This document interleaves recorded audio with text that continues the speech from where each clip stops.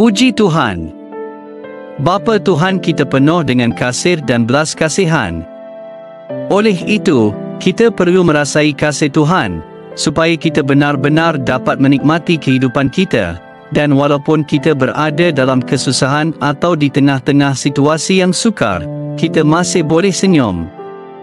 Sebagai orang Kristian, kita seharusnya bersukacita kerana apa yang telah dilakukan oleh Tuhan Yesus Kristus untuk kita.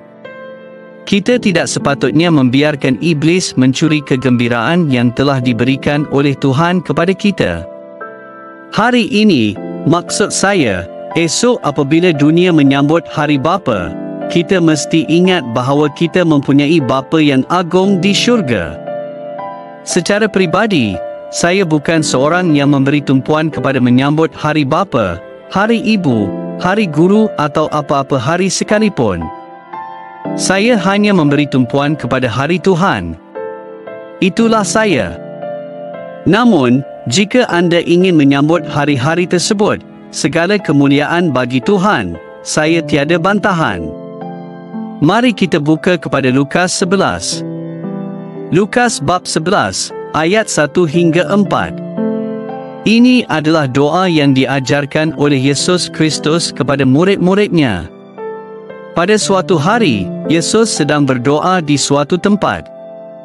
Apabila dia selesai, seorang daripada muridnya berkata kepadanya, "Tuhan, ajarlah kami berdoa, seperti yang telah diajarkan oleh Yohanes kepada murid-muridnya."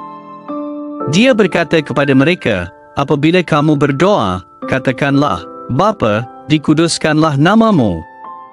Datanglah kerajaanmu. Berilah kami makanan kami sehari-hari.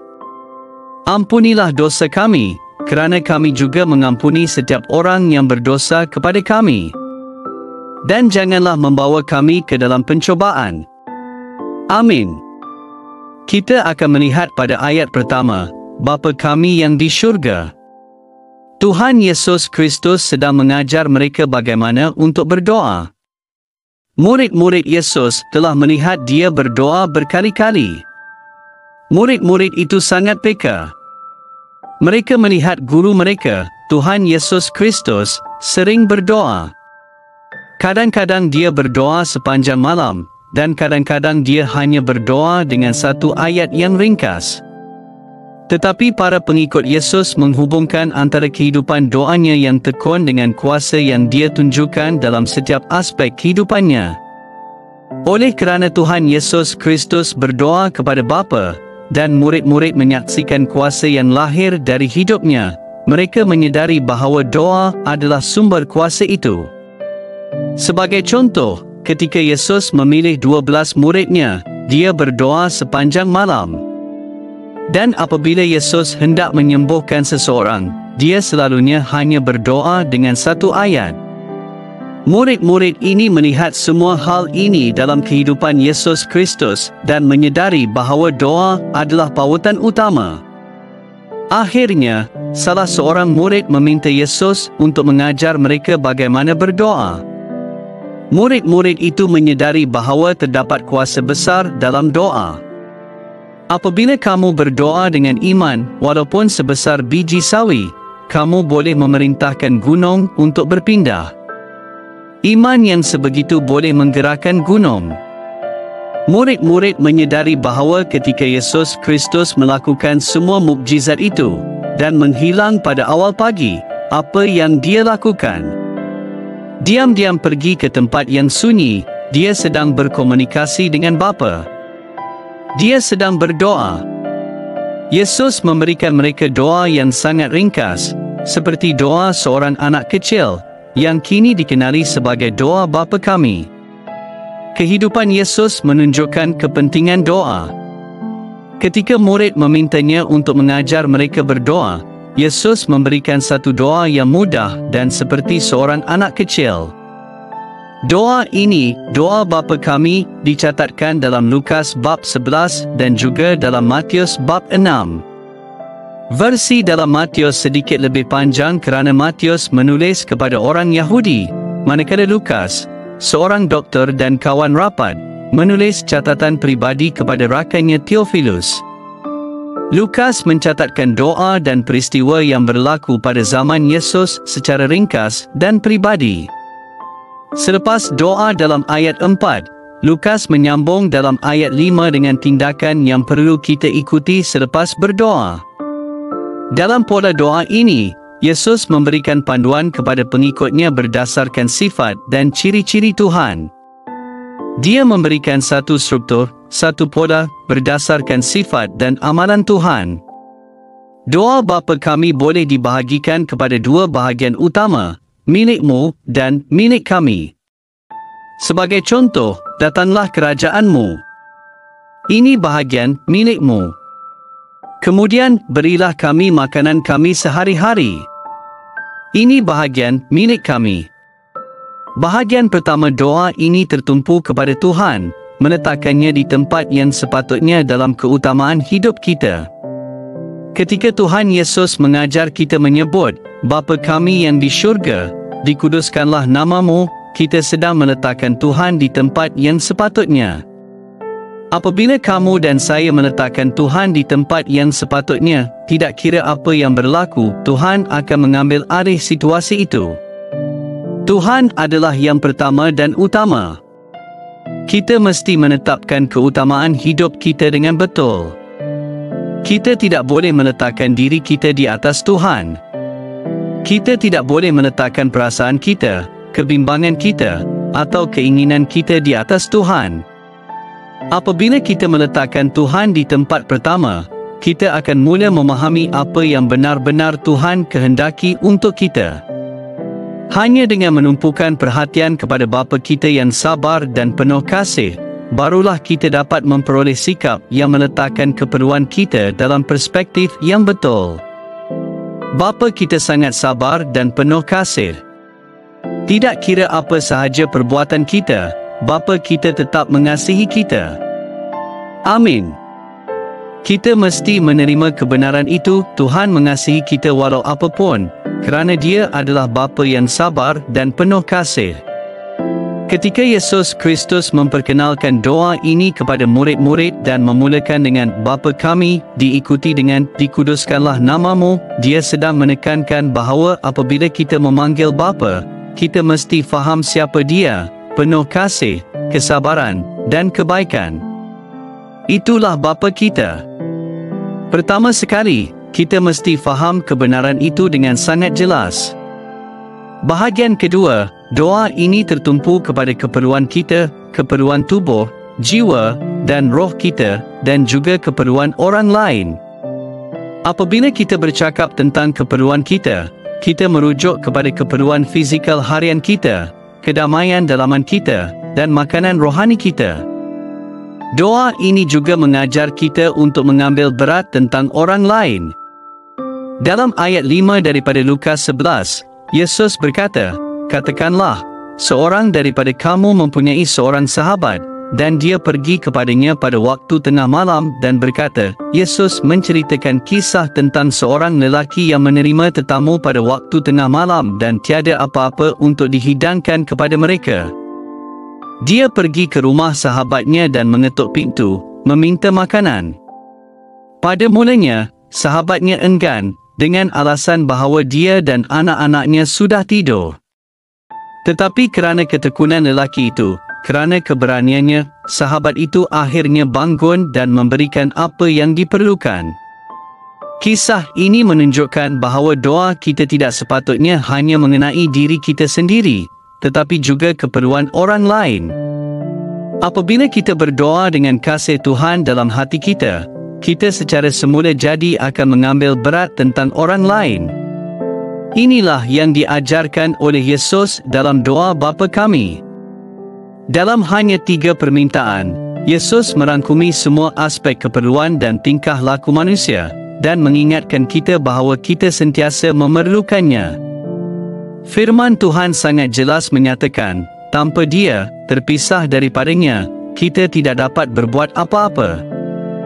Jadi, jika kamu ingin memiliki kedamaian seperti itu, kamu perlu memiliki semuanya dengan betul. Apakah sifat Tuhan? Bapa kita yang di syurga. Bapa kita, Seperti yang tertulis dalam kitab Yakobus, mengatakan, Bapa kita yang di syurga, apakah maksudnya? Ia bermaksud bahawa Tuhan itu penuh kasih dan belas kasihan. Itulah yang dibaca dalam Mazmur bab 103 ayat 13 dan 14. Tuhan ialah Tuhan yang penuh kasih dan belas kasihan, dan Tuhan ini telah mengampuni dosa kita dan membuang dosa kita sejauh timur dari barat. Dia ingat siapakah kita? Kita hanyalah debu. Kadang-kadang apabila orang memanggil nama saya, Das, ia mengingatkan saya bahawa saya hanyalah debu. Saya bukan siapa-siapa. Tiada seorang pun daripada kita boleh mendakwa bahawa kita lebih hebat daripada orang lain. Tanpa Kristus, kita bukan siapa-siapa. Tuhan adalah Bapa yang penuh kasih dan belas kasihan yang memberi kehidupan, menyediakan dan melindungi mereka yang percaya kepadanya. Apabila kita berseru kepada Bapa, Dia melindungi kita. Dia menjaga kita. Itulah yang kita sering baca dalam firman Tuhan. Dia sentiasa mengingatkan kita untuk berjalan di jalan kebenaran. Itulah sebabnya Mazmur 23 mengingatkan kita bahawa Tuhan membawa kita ke padang rumput yang hijau. Dia tahu akan keperluan kita. Bukan kerana Tuhan tidak peduli atau tidak tahu apa-apa tentang kita, Dia tahu. Sama seperti seorang bapa manusia yang prihatin, Tuhan ingin menjalin hubungan yang rapat dengan anak-anaknya. Itulah yang Dia mahukan. Apabila anak-anak tidak rapat dengan ibu bapa mereka, ia menyakitkan hati ibu bapa. Seseorang menghantar saya satu mesej petang ini yang mengatakan bahawa dia sering melawat ramai warga emas di rumah orang tua, dan dia berkata bahawa ada anak-anak yang tidak dapat menjaga ibu bapa mereka, jadi akhirnya mereka dihantar ke rumah tersebut. Intinya adalah kita semua mesti membesar dengan anggun, dan selagi kita belajar untuk saling mengasihi, itulah maksud kasih Tuhan. Dia ingin mempunyai hubungan yang rapat dengan anak-anaknya. Ketika Yesus memanggil Tuhan sebagai Bapa kami, Dia sedang membawa orang yang berdoa itu masuk ke dalam hubungan. Ia adalah hubungan antara bapa dan anak. Itulah yang Yesus Kristus sedang katakan kepada murid-murid dan menyatakan kebenaran itu kepada mereka. Apabila seorang anak menghampiri bapa yang penuh kasih, anak itu tahu bahawa bapa akan memberi perhatian yang teliti kepada permintaan anak itu dan dengan penuh kasih akan bertindak mengikut apa yang terbaik untuk anaknya. Apabila seorang anak datang kepada bapanya dan meminta sesuatu, kerana bapa mengasihi anaknya, dia ingin memberikan yang terbaik. Kadang-kadang, apabila kita meminta sesuatu kepada Bapa kita di syurga dan kita tidak menerimanya, itu kerana perkara itu boleh memudaratkan kita. Tuhan Bapa berkata, ini bukan masa yang sesuai untuk kamu menerima perkara ini sekarang.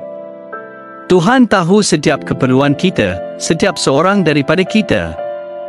Jangan sesekali fikir bahawa kamu ditinggalkan. Jangan sesekali fikir bahawa tiada siapa yang peduli tentang kamu. Jangan fikir bahawa ibu bapa kamu tidak mengambil peduli tentang kamu.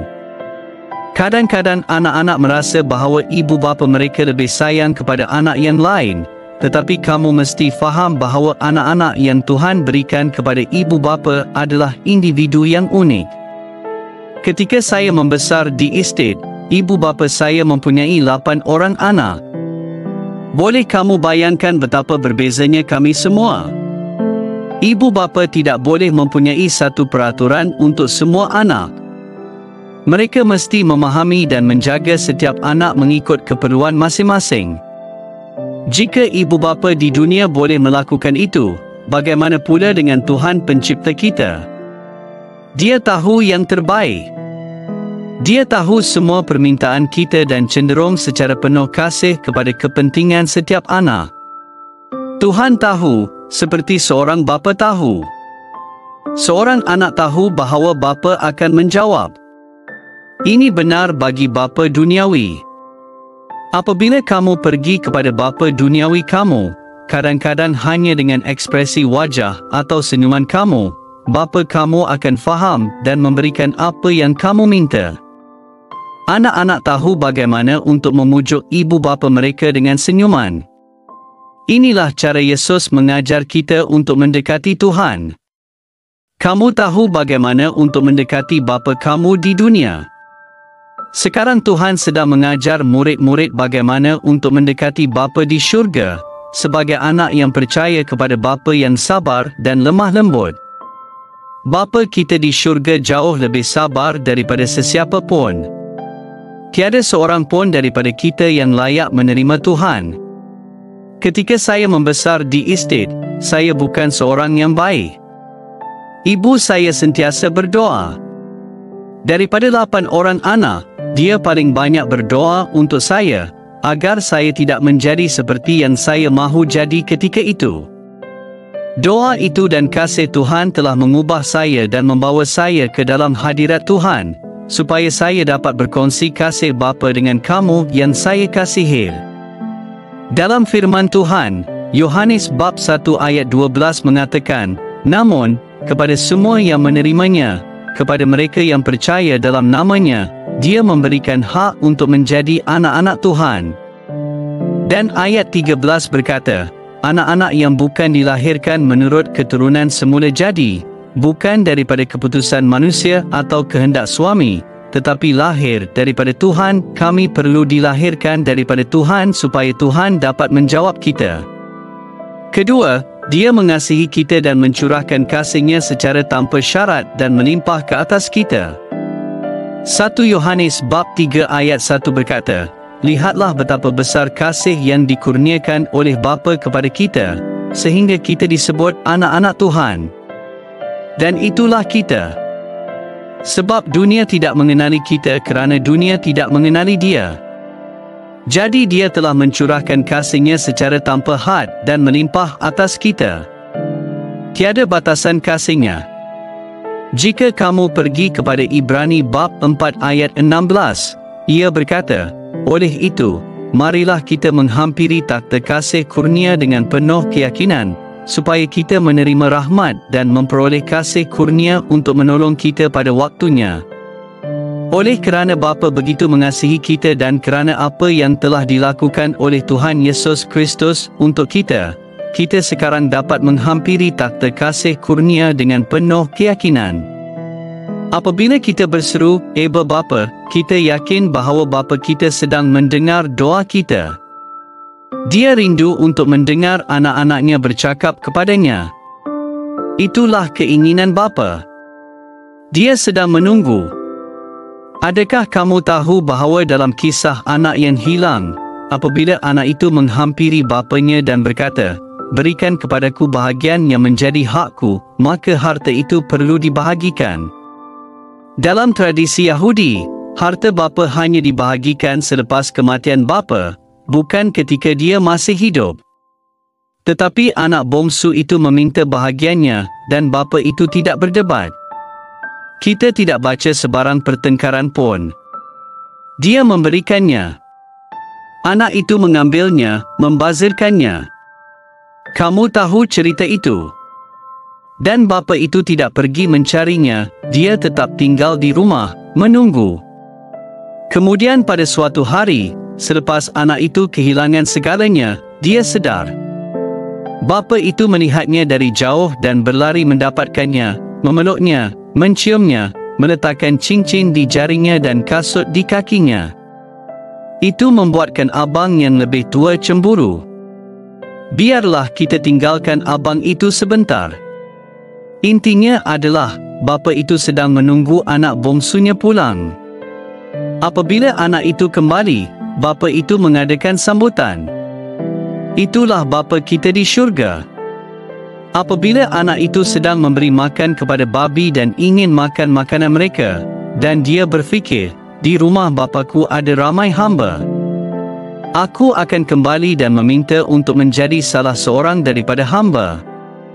Tetapi apabila seorang anak bertaubat dan datang kepada bapa, dia diterima sebagai anak.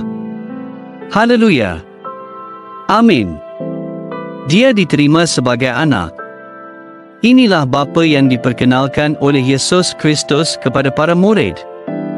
Pada zaman Yesus, orang memahami Tuhan sebagai Tuhan yang agung, megah, dan jauh. Tuhan yang tidak boleh didekati dan berada di syurga yang tinggi.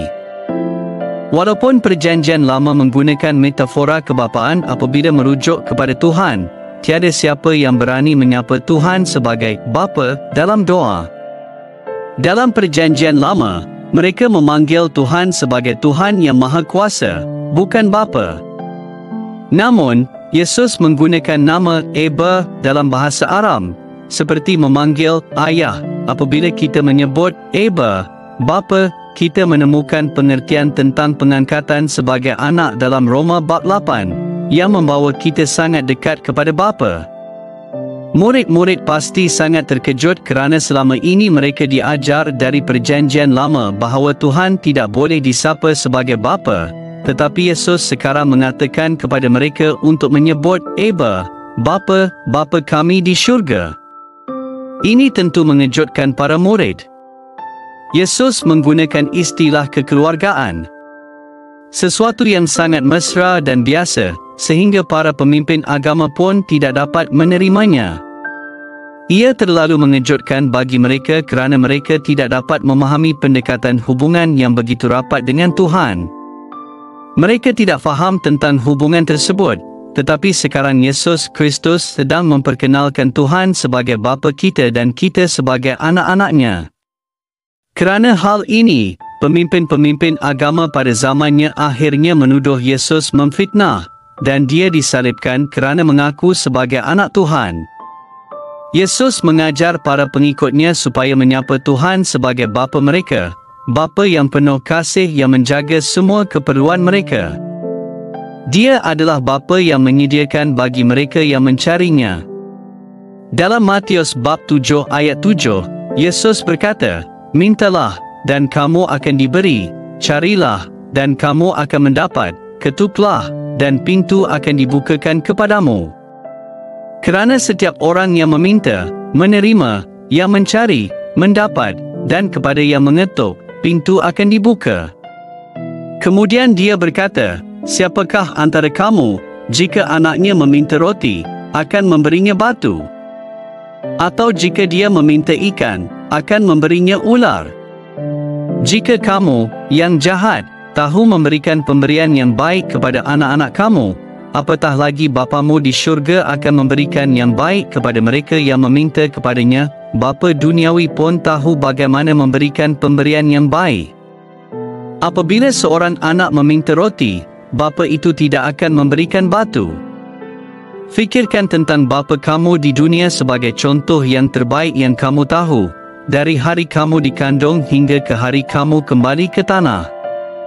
Tuhan berkata, meskipun bapa kamu mungkin tidak peduli, Dia, Bapa di syurga telah menjaga kamu sejak kamu dikandung dalam rahim ibumu. Dia telah melihat kamu bertumbuh sepanjang 9 bulan dalam kandungan, walaupun orang lain tidak dapat melihat kamu. Mazmur 139 berkata Tuhan sudah mengenal kamu. Dia telah memelihara kamu setiap hari, dari saat kamu dikandung hingga ke kubur. Ibu bapa di dunia hanya ada dalam tempoh tertentu dalam hidup kita, dan kadang-kadang kita tidak sempat melihat anak-anak kita membesar dan hidup sepenuhnya. Kita hanya mampu berdoa untuk mereka. Tetapi Tuhan, Bapa yang penuh kasih, menyertai kita untuk selama-lamanya. Yesus bukan sahaja menggalakkan hubungan kepercayaan ini dengan Bapa, tetapi dia juga rela mati dengan kematian yang mengerikan untuk memberi hak bagi orang percaya dalam Kristus untuk disebut anak-anak Tuhan. Ketika Yesus mengajar murid-muridnya bagaimana berdoa, dia bukan sahaja berkata, "Bapa kami di syurga, dikuduskanlah namamu," tetapi dia menunjukkan dalam tindakan. Dia mengasihi Bapanya dengan begitu dalam sehingga dia taat sampai mati di kayu salib, satu kematian yang sangat mengerikan. Yesus bukan hanya mengajar murid-murid bagaimana berdoa kepada Bapa di syurga, tetapi dia sendiri mengaplikasikan ajaran itu dengan menyerahkan dirinya sebagai korban dan mati dengan rela demi mendapatkan hak untuk orang percaya dalam Kristus. Jika Yesus Kristus tidak mati di kayu salib, kamu dan saya tidak akan memiliki hak itu. Kita akan sama seperti orang Yahudi dalam Perjanjian Lama. Tetapi kerana Kristus, kita memiliki akses itu. Sukar untuk difahami bahawa Tuhan yang memiliki segala kuasa di alam semesta mahu mendengar doa kita, tetapi Dia mahu kerana tindakan anaknya, Yesus. Bapa mendengar kerana kasih dan ketaatan Yesus. Kita juga harus mengasihi Bapa yang menyokong kita, lebih-lebih lagi apabila kita faham betapa Dia sangat mengambil berat tentang kita. Seperti yang kita baca dalam 1 Yohanes bab 3 ayat 1, Dia telah mencurahkan kasih-Nya ke atas kita walaupun kita masih orang berdosa. Dia menunjukkan kasih-Nya dengan menghantar anaknya untuk mati di kayu salib, dan kasih itu telah membawa kita dekat kepada Bapa. Bapa kita di syurga mengetahui setiap perincian tentang kita, bahkan jumlah rambut di kepala kita. Dia tahu berapa banyak yang hitam, berapa banyak yang putih, dan berapa banyak yang telah diwarnakan. Tuhan tahu segalanya. Tiada apa yang tersembunyi di hadapan mata Tuhan. Tidak ada. Sekalipun kamu cuba terbang dengan sayap atau turun ke lubang yang paling dalam, Tuhan ada di sana. Kamu tidak boleh sembunyikan diri daripada Tuhan. Tidak mungkin. Maka, sebagai anak-anak Tuhan yang kini boleh memanggilnya Aba, Bapa, kita tidak lagi perlu merasa tidak layak atau jauh. Amin. Saya percaya saya akan teruskan perkongsian mengenai doa Bapa kami pada minggu-minggu yang akan datang kerana kita mahu memahami bahawa doa yang diajarkan oleh Tuhan Yesus kepada para murid-Nya adalah lebih kepada doa seorang murid daripada doa Injil secara umum. Ia sangat kaya dan dalam. Walaupun hanya dengan berkongsi dengan kamu malam ini, ia membawa kita lebih dalam ke dalam hubungan kasih dengan Bapa melalui Roh Kudus. Roh Kudus akan menyatakan rahsia harta tersembunyi ini apabila kita berjalan dekat dengannya. Apabila kamu dan saya memilih untuk mendekatkan diri kepadanya, Dia akan menyatakan rahsia dari firman-Nya, dan kebenaran itu akan menjadi milik kamu. Kamu akan menerimanya dan hidup mengikutinya dan berkongsi secara bebas. Hari ini kita lihat bahawa Tuhan Yesus Kristus bukan sahaja berkata, Bapa kami yang di syurga, dikuduskanlah namamu, tetapi Dia mengaplikasikannya. Dia menyerahkan dirinya dalam ketaatan penuh kepada Bapa. Dia sedang memberitahu kita hari ini bahawa kita juga mesti taat kepada panggilan Bapa. Yesus taat sampai ke tahap mati di kayu salib. Firman Tuhan berkata bahawa kita harus memikul salib kita setiap hari. Manusia lama kita harus mati supaya manusia baru dapat hidup dalam kita melalui Kristus Yesus. Biarlah semua sifat lama kita disalibkan malam ini, supaya kita dapat hidup dengan hati yang ceria dan wajah yang tersenyum. Amin. Kadang-kadang kita bergelut untuk merasakan sukacita, tetapi kita mesti faham bahawa Kristus telah pun memberikan kita damai. Dia berkata, damai sejahtera ku tinggalkan bagimu, tetapi bukan seperti dunia memberi. Damai dunia bersifat sementara. Apabila semuanya berjalan lancar, kita rasa damai, tetapi apabila semuanya kacau, damai itu hilang. Damai daripada Kristus tetap kekal kerana Dia adalah Raja Damai. Mari kita berdoa. Bapa di syurga, kami mahu bersyukur kepadamu. Kami mahu memujimu. Kami mahu memberkatimu atas betapa besar kasih-Mu kepada kami dan betapa Engkau peduli akan kami. Bapa, Engkau telah mencurahkan kasih-Mu dengan limpah atas kami. Kami tahu bagaimana untuk menghampiri takhta kasih kurnia kerana apa yang telah dilakukan oleh Tuhan Yesus Kristus di kayu salib untuk kami. Kami tidak ditinggalkan sebagai anak yatim kerana Engkau telah memberikan kami Roh Kudus, penghibur yang menghibur kami, dan kami mahu berjalan dalam terang, meninggalkan sifat lama kami. Kami bersyukur atas apa yang sedang Engkau lakukan. Kami bersyukur dan memuji-Mu untuk setiap daripada kami. Tolonglah kami meninggalkan tempat ini dengan membawa damai sejahtera Kristus Yesus. Biarlah damai Kristus berdiam dalam hati kami, fikiran kami, jiwa kami, dan roh kami dengan dalam dan kaya. Terima kasih. Kami memuji-Mu dalam nama Yesus yang paling mulia. Amin.